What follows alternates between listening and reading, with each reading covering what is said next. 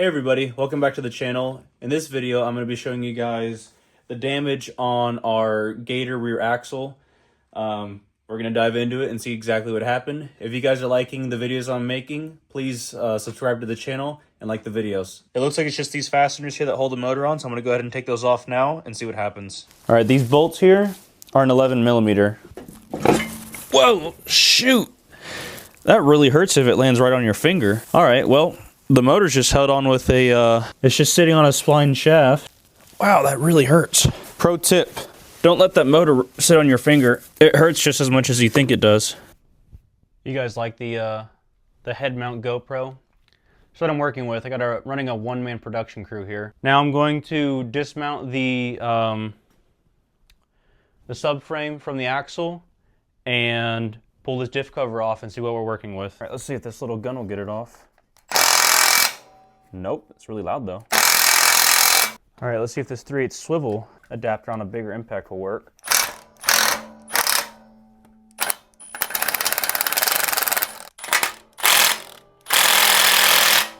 Wow, that feels really good on the ears. Just so you guys know, these are 19 millimeter bolts. Pretty much all these carriage bolts on this John Deere are a 19 millimeter. Oh wow, that's really light. Yep, 13 millimeter. And I'm also planning on, I'll have to see what the case allows for, but I'm planning on drilling and tapping a fill hole because obviously, as you guys know, this axle's mounted upside down and it's very difficult to fill. It is doable, it's just not the easiest. So I'm gonna drill and tap a drain plug if possible before I put this axle back together. Wow, that came off really easy. Oh, that looks like crap. Look at that. Whew. That's nice and shiny. Well, like the old saying goes, if it don't shine, it ain't mine. This probably isn't one of those instances where you want to show off, though. Just guessing. Man. Oh, shoot. Look at that gear. Let me bring the light in closer for you guys to see. Wow. That ring gear is like the people that go to visit 7-Eleven past midnight. It's missing a few teeth. Oh, shoot. Look at that bolt. Oh, God. Oh, would you look at this? Yeah, well... Would you look at that? Yeah, there's a few more blemishes on the car. Oh, my gosh, just look at it. The car is not perfect. Just look at it. Just look at it. Yeah, well... What the heck is that? I don't know if I should be impressed or what. How does that even get loose? It's insane. Well, on the bright side, at least I get to use my new toy. Thanks to Harbor Freight. This isn't a sponsored video, but I got me one of these little refillable pressurized sprayers. Bought 5 gallons of brake cleaner. There is a little brass, I guess it's a swirl valve. If you pull that out, you can get a nice stream. If you put that little brass swirl valve in there, it atomizes whatever's inside. So it'd be better for like penetrating oils or whatever, but we're gonna just use this sucker straight up. See if we can flush this out. Also, in case you guys are at home thinking, man, that's kind of expensive to buy 5 gallons of brake parts cleaner or brake cleaner. Actually, it's cheaper than buying it by the can. You might not see it at first, but once that axle flips on you, it's actually cheaper to buy by the gallon or by the 5 gallon because you get so much more for less per ounce. And plus you get 120 PSI or 100, depending on what your compressor's set to, of pressure to actually shoot stuff off with. All right, well, since clearly this is gonna take a while, I'm gonna put a stop to the camera so the batteries don't die, and that way I don't have to edit out hours of cleaning footage, because obviously this gear oil is gonna take a lot to clean up. I probably should have gotten a stronger brake parts cleaner or brake cleaner, but the more you know. But anyways, I'm gonna continue cleaning here, and I'll bring you guys back around once I am done cleaning this axle out. All right, so this took me a little bit to figure out. I'm sure there's a schematic somewhere on this, but I just got to looking, and I looked at this inspection hole here, and I was thinking the axle was held on via, the brake assembly, something. It is not. There is actually a internal snap ring right there, and I use these small angled internal snap ring pliers. These are the Icon brand. I probably would go something with a little bit larger because this was a little bit of a pain in the butt to get it out. But I determined I'm going to fully remove the axles to finish cleaning out this case and then go ahead and order the parts that I need.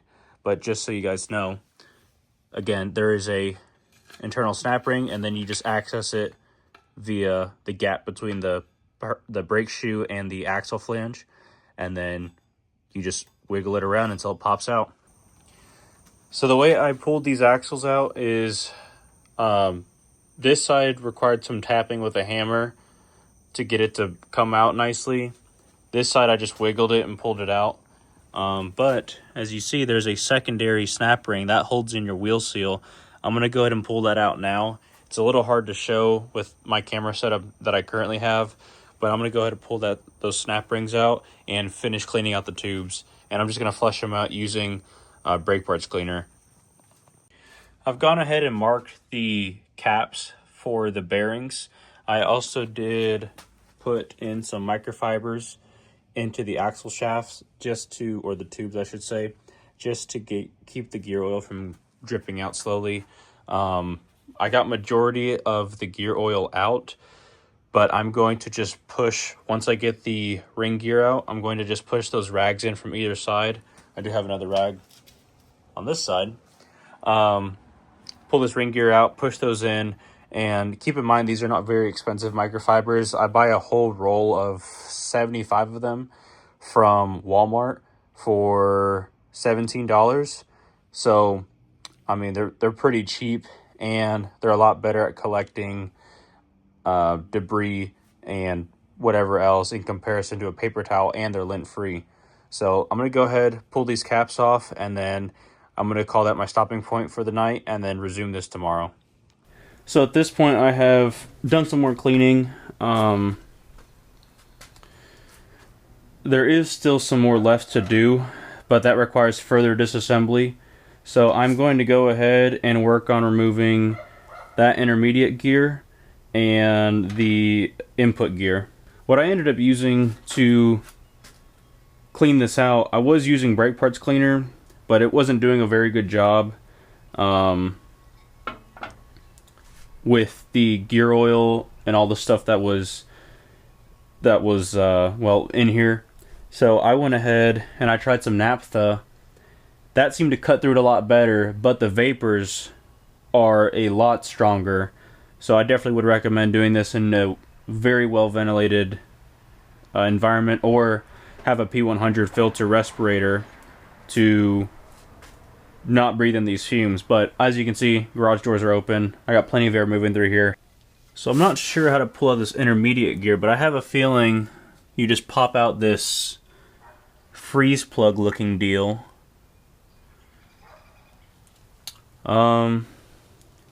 I don't know if I'm going to try to run a screw through it or try and chisel in one of the edges. I'll try chiseling first and see what happens. Set of pliers, and well, since this one here is fighting me, I want to see if I can pop this side off. According to the schematic for this intermediate gear, the only thing that there is these end seals, the snap rings, 2 O-rings, and the gear. So I don't know why it's so difficult to pop out. And that was on the schematic I got from my local Ag Pro, and also the one that I found on shopdeer.com or whatever it is, that website is you order parts off of. So I don't know why it's not going.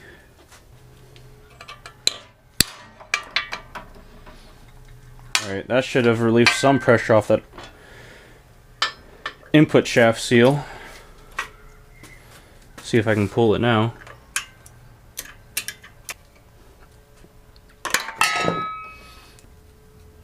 Oh, there it goes.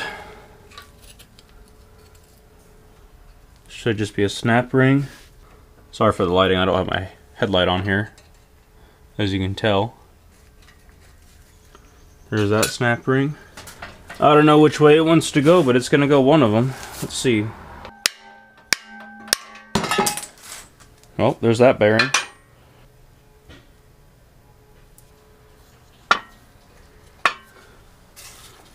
Well, now we have access to this intermediate gear.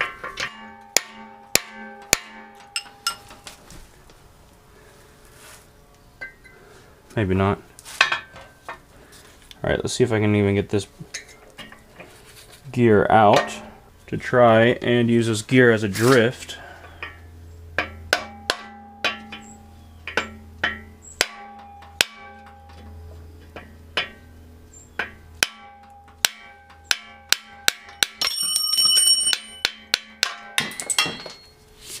All sorts of noises.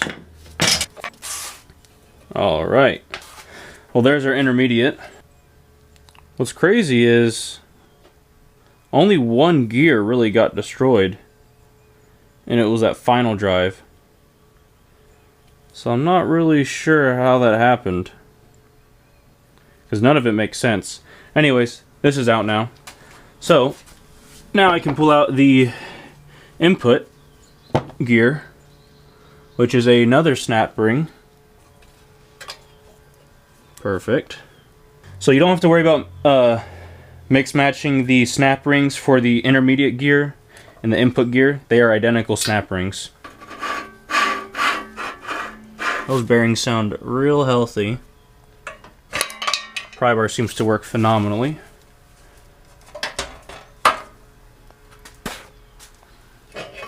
Alright, and there's your input gear. Ooh. That feels very chunky. Alright, well, there you guys have it. I'm going to go ahead and finish cleaning up the inside of this housing. It is pretty nasty still, even with all the brake parts cleaner I've flushed through it. So, I'm going to get in here with my naphtha, clean the rest of this out. I already did clean the axle tubes. I went ahead and I used these microfibers, soaked them in brake parts cleaner, and then pushed them through with a very long 1/4" drive extension. And I did that twice, so now the axle tubes are spotless. Now I just have to make the gear housing the same, and I'm going to try and get those parts ordered today through AgPro. I've already gone ahead, I found the schematic, so I went ahead and found everything I need. You know, gearing wise, seals, bearings, all that. It was about $1,500 for my AgPro. Might be different in your area. That's without taxes or shipping. Well, shipping's free, over 150 bucks. But anyways, with taxes and everything, it's about $1,500 and some change. So you guys know out there. But that's because I had to buy a new final drive gear. That alone's, you know, almost half of the total bill. So I'm gonna go ahead and finish flushing this out, and then I will, I'll bring you guys back once I have all the new parts in, new O-rings, seals, blah, blah, blah. Also, I want to finalize here. There are O-rings inside these grooves, which help seal these roller bearings. There's one here, one there, and then the snap rings are all the same. So it's not too bad to pull up one of these apart. If you guys like this video, please like and subscribe to the channel. It really helps me out. And I'll see you guys on the next video where I will be putting this together with new parts. Thanks for watching.